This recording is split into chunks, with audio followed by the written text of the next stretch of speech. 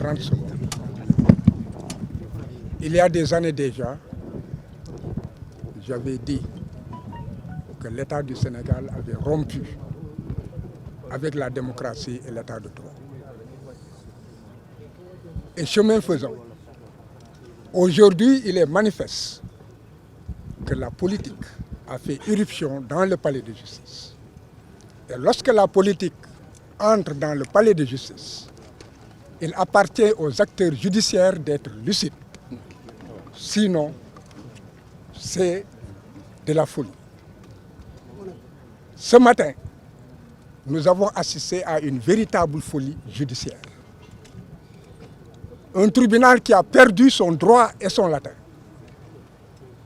Je ne vais pas développer, c'est des questions de droit, mais déjà le tribunal s'est fourvoyé et ne peut pas rendre une décision qui puisse ne pas, en fait, violer le droit à un procès équitable. C'est du point de vue procédural, je ne développe pas. Il est manifeste que si nous avons quitté la salle, nous avons été contraints de le faire. Dans la mesure où, avant que les débats ne commencent, les avocats peuvent présenter des préliminaires. Le premier préliminaire qui était posé, c'était qu'il fallait que les avocats puissent obtenir quelques minutes. On ne presse pas un procès. L'important, c'est de rendre le bon droit. Ce qui a été refusé. Ensuite, la défense a voulu développer un autre préliminaire dans la mesure où il avait déjà limité le temps en disant seules 3 personnes pouvaient parler d'un côté comme de l'autre et le ministère public. Du point de vue principiel et du droit pur, chaque fois qu'on est dans une salle d'audience et que la parole est donnée, même le bambin qui n'est pas en première année de droit, c'est que la parole est donnée en dernier à la défense. Et cette parole devait permettre que l'on dépose un certificat médical qui permette au tribunal de voir quelles règles de droit appliquer. Ce n'est pas que parce qu'on a déposé un certificat médical que le tribunal peut renvoyer ou bien que le tribunal doit juger. Non. Cela dictait une autre règle procédurale. Mais comme je l'ai dit, alors le tribunal avait perdu son latin et avait perdu ses moyens et était rentré dans une logique où il ne fallait pas écouter les avocats, ni de par leurs moyens, ni de rien du tout. Et le juge ne s'est pas privé de dire, maître, dans des circonstances dans lesquelles nous nous trouvons, la défense se retire. Est-ce qu'il appartient à un juge de le dire? Donc, le tribunal était dans la logique, non pas de ne pas écouter les avocats, mais était en train de voir quel était le confort que la défense pouvait lui donner en quittant la salle. Il est clair. Et nous avons demandé un donné acte. C'est le minimum. Que le tribunal constate que nous déposons un certificat médical et qu'il l'a reçu. Il avisera après, du point de vue procédural, ce qu'il fera. Le tribunal a refusé de prendre le certificat médical. Nous avons demandé à ce que le tribunal demande au greffier de donner acte de ce qu'il a refusé de prendre le certificat médical. Le tribunal a refusé. Et a commencé à lire l'assignation. A-t-il terminé la lecture? Ne l'a-t-il pas terminé?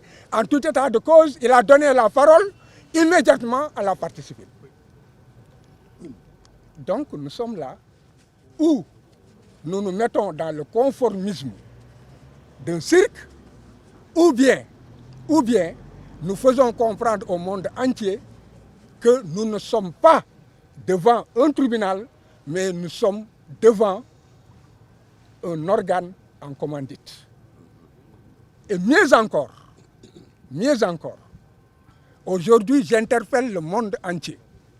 La défense entière de tout l'univers, c'est une attaque contre la profession d'avocat. Le fait qu'on ait brutalisé et retourné Manu Militari, notre confrère qu'on n'arrive pas à joindre. On ne sait même pas dans quel avion on l'a mis et où est-ce qu'on l'a débarqué. On a empêché la défense d'exercer la profession. Donc ce n'est pas une attaque ni contre Sonko, ni contre nous seuls, mais contre en fait l'ensemble de la défense. Et il n'appartient pas à un État de choisir qui va venir défendre un citoyen ou qui ne doit pas venir pour défendre un citoyen. Nous avons pu voir que l'État a laissé entrer dans le territoire national un avocat étranger venu pour la partie civile. Et cet avocat est dans la salle. Et au même moment, il a amputé Ousmane Sonko de la défense qu'il s'était choisi. Donc, il est manifeste que c'est un précédent. Et nous sommes dans un État où il n'y a que des précédents. J'avais dit qu'il y a l'école de Macky Sall. Le précédent qui utilise l'appareil judiciaire pour dévoyer la démocratie et empêcher aux opposants d'aller aux élections. Il y a une seconde école de Macky Sall. Cette école, c'est que désormais, les États empêcheront la défense de faire venir des avocats de notre pays. Voilà pourquoi cela interpelle la défense de tout l'univers. Et je pense qu'il y aura en fait des réactions fortes. Rien que pour cela, même sans le fait qu'il n'ait pas reçu le certificat médical, les avocats n'avaient pas le droit de plaider et la partie civile n'avait pas le droit de rester parce que les avocats, c'est un monde unique, c'est un monde solidaire. Maintenant, ce qu'il y a lieu de dire, c'est que Ousmane Sonko a déposé des certificats médicaux qui font qu'il se trouve dans un état d'incapacité.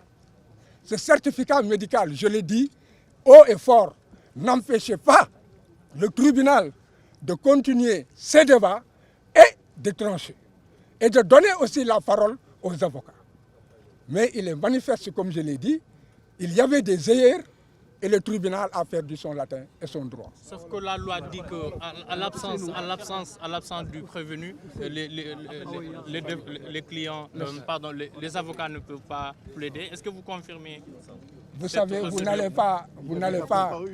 En tout cas, c'est ce qu'a dit le juge. C'est ce qu'a dit le juge. Non, laissez-moi répondre. Et les avocats de la partie civile, à l'absence du prévenu, vous ne pouvez pas plaider votre client. Oui, bon. Qu'est-ce que vous répondez à ça? Ce que je réponds, vous êtes dans la règle de droit et il est moins facile que cela. Si j'ai dit que le juge a perdu son latin, entendez que le cours de la justice devait continuer et les avocats devaient être entendus. C'est du droit pur, ne vous aventurez pas à cela. Tenez-le. La décision vient de tomber. J'ai dit que la politique est dans le palais de justice et que l'on perd son droit et son latin. Mais même si le prévenu n'est pas défendu, le tribunal a l'obligation de juger sereinement et de voir s'il n'a pas de motifs et des moyens de relaxer ou bien d'annuler la procédure. Mais ils ne sont pas préoccupés de cela. En fait, c'est un calendrier politique.